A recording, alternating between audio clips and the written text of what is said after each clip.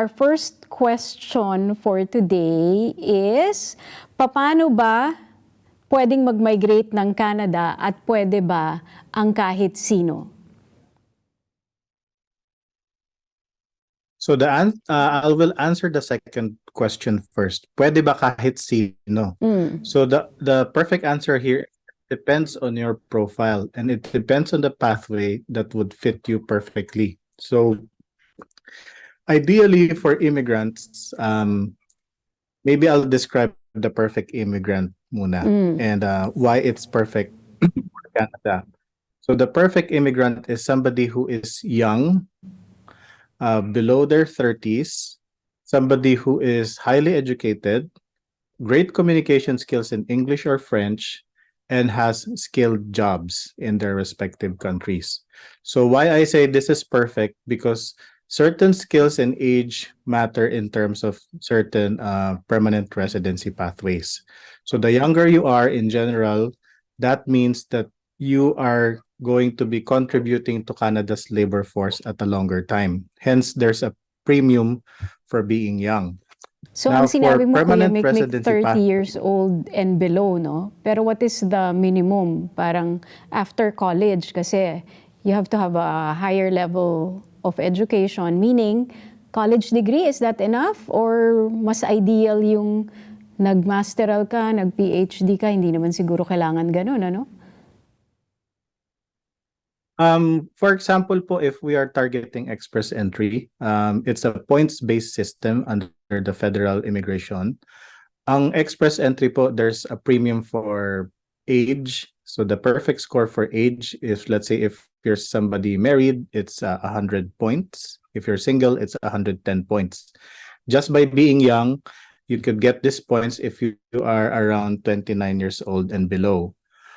There's also points for work experience, and this is where you mentioned po na hindi lang pwedeng fresh graduate. Kailangan po nag-work din ng around, let's say, 3 to 4 years in a skilled job.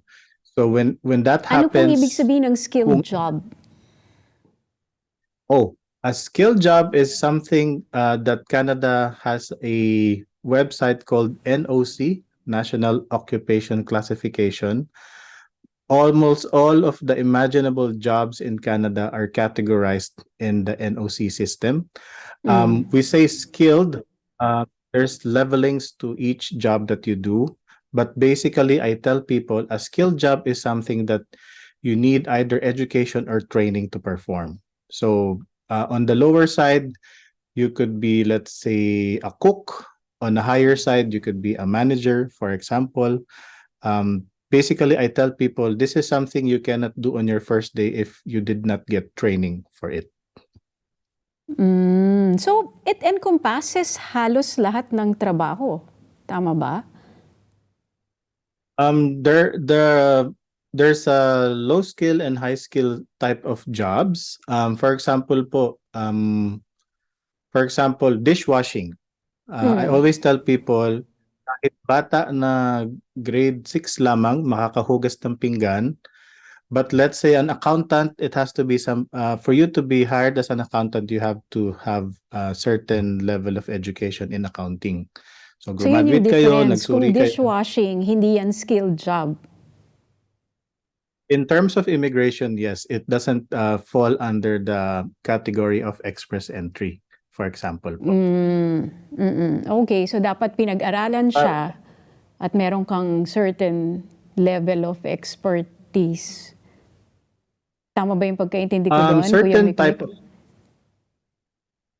Certain type of training siguro is a better concept. Oo, because not a expertise, cook, for but example, just a certain level of training. So for example, a cook or an admin assistant is still skilled. So pwedeng hindi kayo nag-aral as a cook, but still you could work as a cook after you have been trained by a restaurant, for example. A coffee shop supervisor is skilled. So pwedeng dumating kayo, wala kayong alam about a coffee shop, but after a month or two, you excelled, you became a supervisor as a coffee shop, then that's already at a skilled level.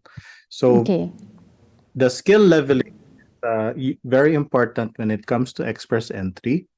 So going back to the first question, paano ba mag-migrate sa Canada?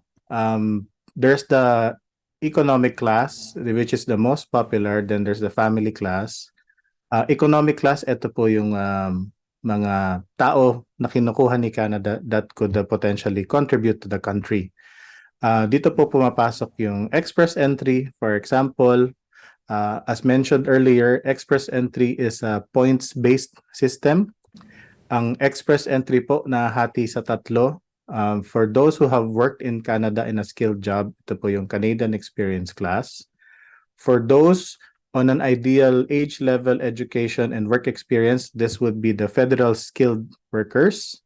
And the third category would be the skilled trades. Ito po yung mga handyman, in layman's term. Handyman, mga welder, technician, ganito po yung mga skilled trades, mga mas hands-on job. So that's express entry. This is the most popular one, simply because everybody can just create a profile, and it's a points-based system, so they'll remember what their points, how much their points are, and then they look after the cut-off score that's being announced. So that's the very popular one. I mentioned earlier that there are certain profiles that fit other immigration pathways. So for example po, if you are not too keen on express entry, you could also target specific labor shortages per province. Minsan po kasi ang tao gusto pumunta kung nasan yung kamag-anak or kakilala. So they target certain provinces and they pattern their profile there. So for example po, truck drivers, for example, madalas sa Saskatchewan, for example. If you're a health worker or a welder, madalas din ito napapansin ko sa Ontario.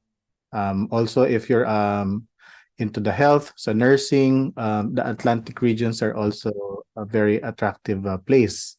So that's why I say it depends on the profile of the person. But in general, the two most popular PR pathways for Filipinos and the rest of the world is express entry and provincial nomination. So express entry is a federal program, nationwide po ito. Provincial nomination is on a provincial level where each province identifies its own labor shortages po. So, pwede mong atakihin yan from different fronts. Parang halimbawa may kamag-anak ako sa Manitoba, pwedeng provincial nominee. Ang magiging step ba dyan, titingnan ko muna kung ano yung mga kailangan nila. May website ba dyan na, ano bang mga kailangan nila sa Manitoba dahil nandun yung kapatid ko, nandun yung pinsan ko. Which is very important. Ang laki ng tulong ng pamilya dito. So, kung pwede nilang makonsidera yun, di ba, bago sila lumipat. So, pwedeng ganon, titingnan nila sa website, ano ba ang kailangan ng Manitoba? Meron ba ako nito? Can that be a first step for them? So the good thing about the government of Canada and its provinces, they're very transparent. Information is free for everyone.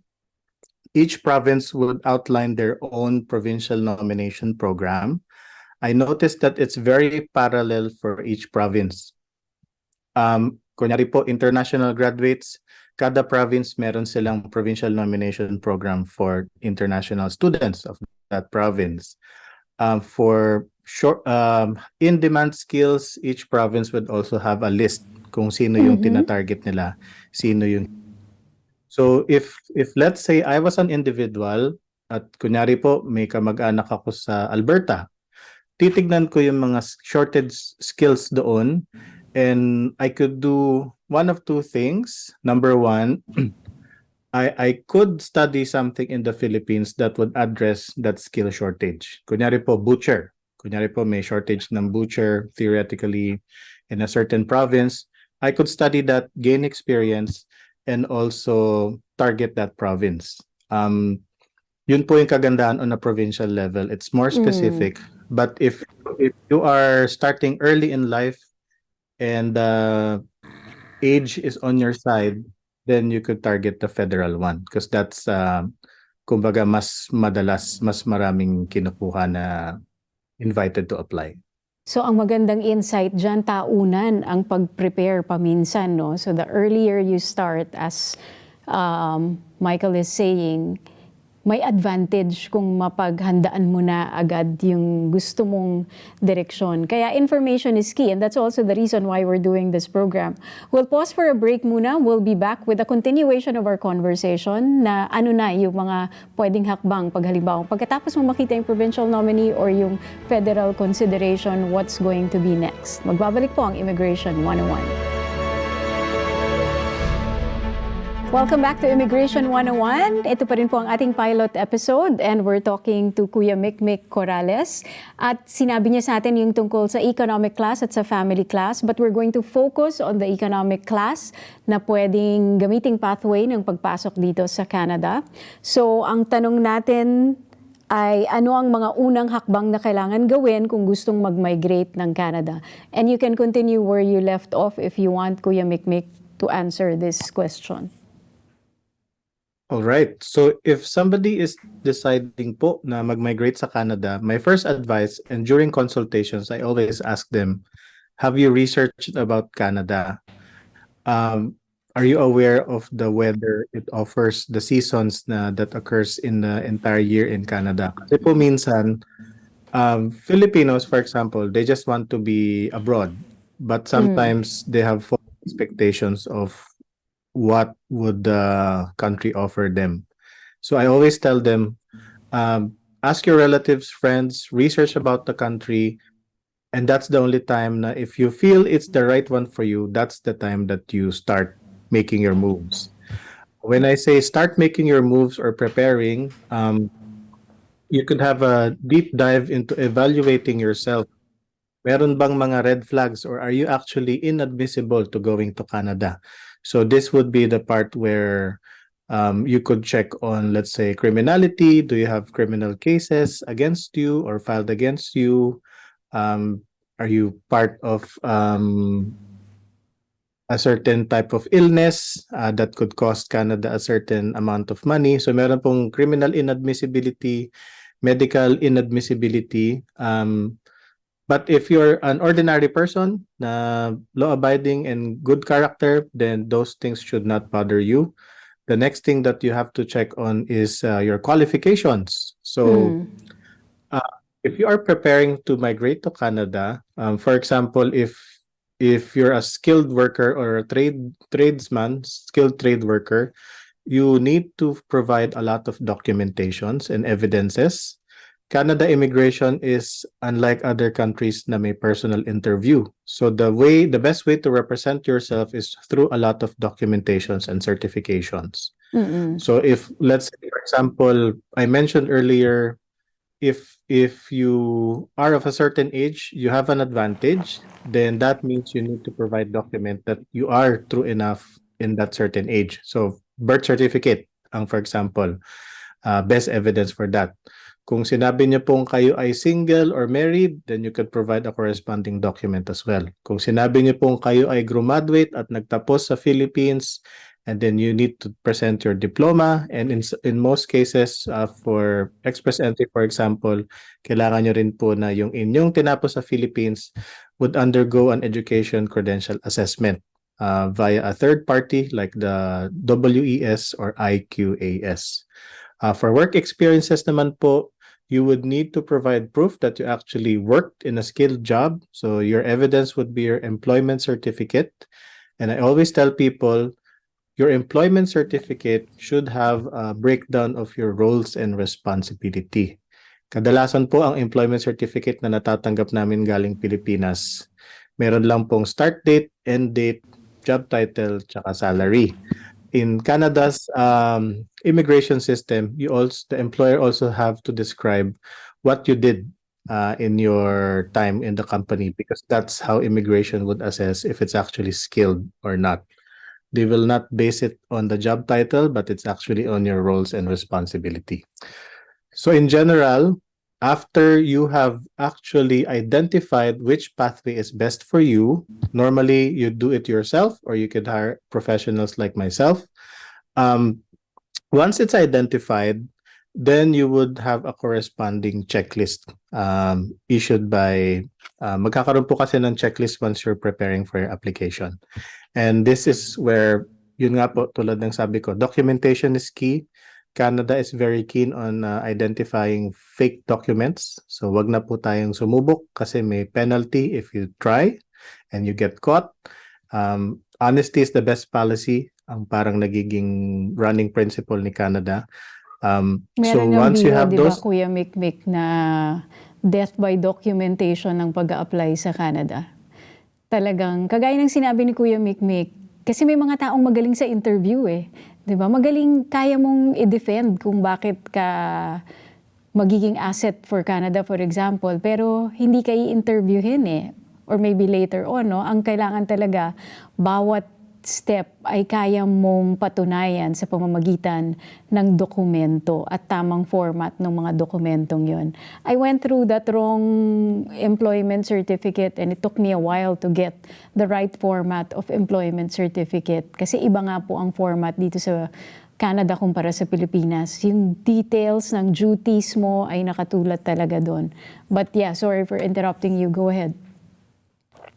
oh yes po. So yun nga po, wala siyang interview. So there's no charisma involved, for example. It's just gonna be plain paper stating who you are, and it takes away any bias actually kasi hindi kayo nakita, you are just being judged on your qualifications.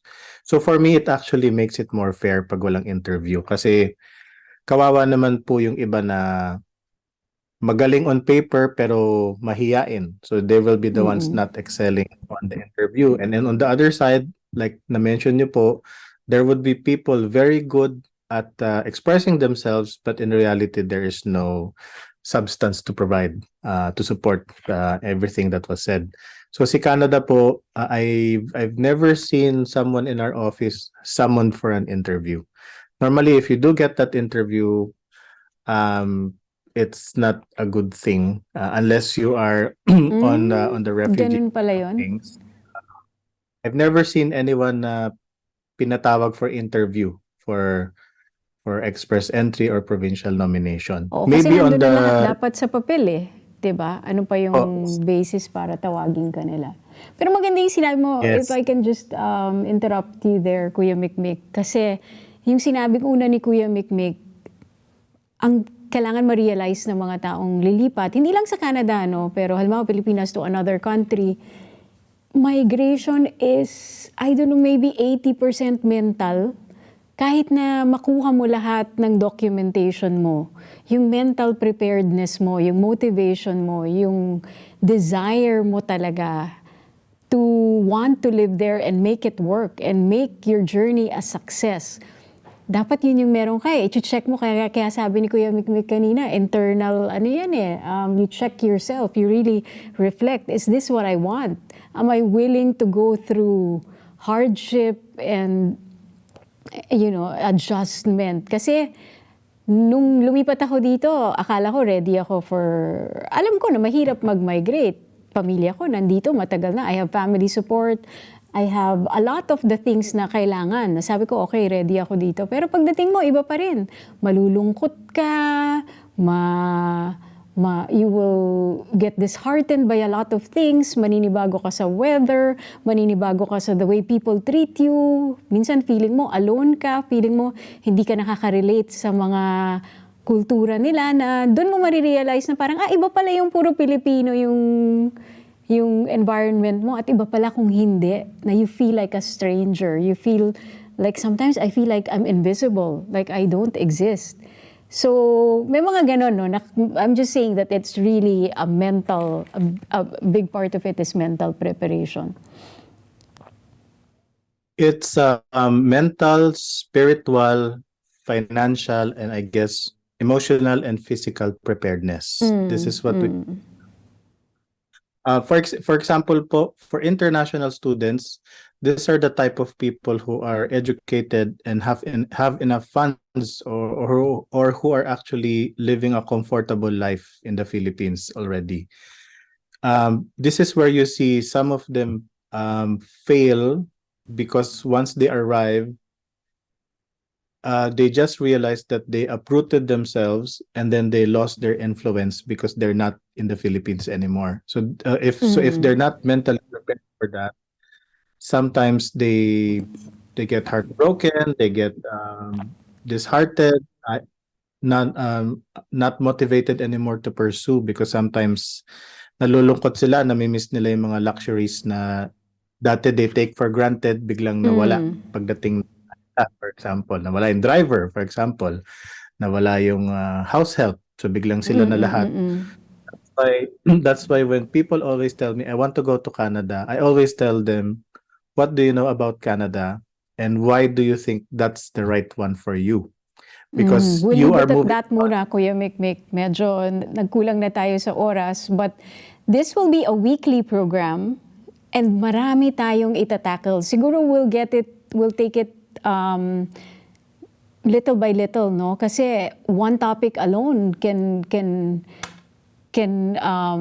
entail a whole lot of time to explain. Resume na lang, for example, or even employment letter, for example. Isang buong segment na natin yan dito. So we'll see how we can serve you better. But in the meantime, i-post natin yung ating email address so they can send us their questions. No? Ito po ang ating show. We're going to be accepting questions from you and we're going to ask Kuya Mikmik to answer, no, kung expertise niyo yun. We'll also try to invite other experts here on the show to answer your questions. So this is our email address. Send in your questions and we'll see you again next week. We would like to thank Kuya Mikmik for joining us for our pilot episode. Dito po muna nagtatapos ang ating show. I'm Cherry Mercado Santos. We'll see you again next week.